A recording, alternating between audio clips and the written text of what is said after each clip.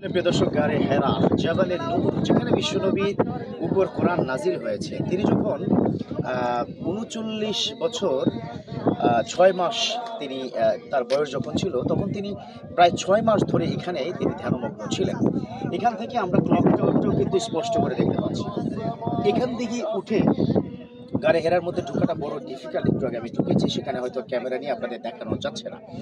বিশ্বনবী একেবারে এতটা চিকন, আপনি এখানে না আসলে বুঝতে পারবেন না, আপনি কল্পনা করতে পারবেন না। দুটো পাড়ের মাঝখানে সর্বোচ্চ ফাঁকা আপনি নিজে দেখবেন যে সর্বোচ্চ 6 ইঞ্চি কিংবা 4 ইঞ্চি আছে, এখানে কোনো মানুষ ঢুকতে পারে না।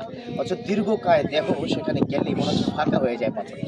আপনি ঢুকবেন, সেখানে প্রবেশ করবেন, প্রচুর মানুষ সেখানে গিয়ে আপনি শুক্রাতার একটা সেজদা করতে পারেন। অনেকে একটা ভুল কাজ করেন, সেই জায়গায় গিয়ে তারা দীর্ঘ সময় ধরে 2 রাকাত নফল নামাজ বা মুনাজাত এটা করবেন না। কারণ ইউজ নাম্বার অফ পিপল এখানে আসেন, একটা আবেগের জায়গা, সেই জায়গাটিতে আসেন এবং অন্তত এক নজর দেখার জন্য।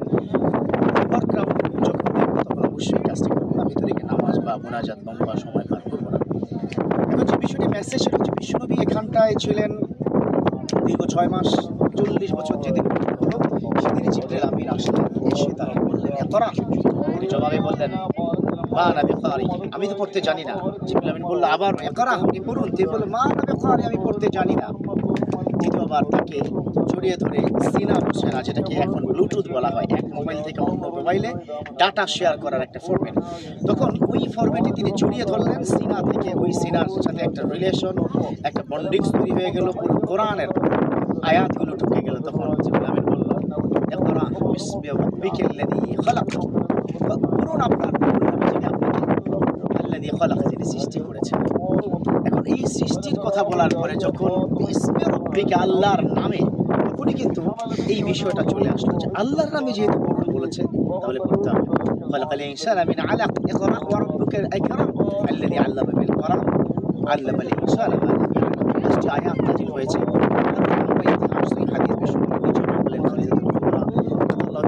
তিনি বললেন যে আপনাকে অসুস্থ লাগছে, গায়ে প্রচন্ড জ্বর। তারপরে ওইখানটা থেকে 40 বছর বয়সে কিন্তু আমার নবী অফিসিয়ালি নবুয়ত প্রাপ্ত হয়েছে। যদিও he was selected as a leader all of the messenger from Almighty before the creations of the world. পৃথিবীর সেই 50,000 বছর, সৃষ্টির 50,000 বছর পূর্বে আল্লাহ পাক নির্ধারণ করেছেন কে হবে, will be the last messenger and the leader of the messenger, কে হবে শেষ নবী এবং সেরা নবী। এটা কিন্তু সিলেক্টেড ছিল, but officially this is the place যেখানে নবীন অফিসিয়ালি আপনার অ্যাপয়েন্টেড বা অ্যাপয়েন্টমেন্ট পেয়েছেন আর কি, আপনার তিনি রাসূল হিসাবে, খাতামুন নবিয়্যিন হিসাবে। তো আমরা এখান থেকে আপনাদেরকে দেখানোর চেষ্টা করেছিলাম, যদিও অনেক রাত হয়ে গেছে। অনেক রাত বলতে গেলে আসর নামাজ পড়ে আমরা এখানে আসলাম, তারপর শুরু করলাম, উঠেছি প্রায় 1.5 ঘন্টা হয়ে গেল এবং দেখতে দেখতে আসতে আসতে অলরেডি মাগরিবের আজান হয়ে গেছে। যার কারণে হয়তো আপনাদেরকে পুরো দৃশ্যটা আমি দেখাতে পারিনি, তবে উঠার বেশ কিছু দৃশ্য ইনশাআল্লাহ আপনাদেরকে পর্যায়ক্রমে দেখানো হবে। এই জন্য বলছি, যেখানেই যান পৃথিবীর, USA, UK, দুবাই, যেখানেই যান না কেন, অন্তত একবার হলেও এইখানে আপনি একটু টাকা খরচ করে উমরা এসে গাড়ি হেরায় আসবেন, ভালোবাসা বাড়বে। যে কোরআন নাজিলের যে পাহাড়ে আমি আছি, এটা সত্যি সত্যি আল্লাহ পাক কোরআনের ফয়েজ যেন আমাদেরকে এবং বিশ্ব মুসলিম উম্মার মধ্যে দিয়ে দেয়। আমিন। আসসালামু আলাইকুম।